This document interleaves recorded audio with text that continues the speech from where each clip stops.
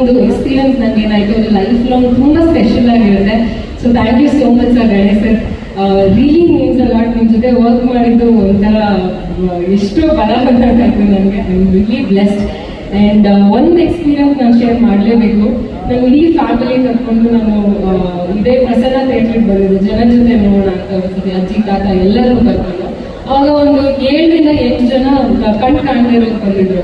ಬಂದು ಕುತ್ಕೊಂಡು ನೋಡ್ತಾ ಇದ್ರು. ನಾನೇ ಹೋಗಿ ಮಾತಾಡಿದೆ. ನಾನು ಹಾಯ್ ಅಂದ ತಕ್ಷಣ ಅವ್ರು ಜಾನ್ವಿ ಅಲ್ವಾ ಅಂತಂದ್ರು. That was a very special moment.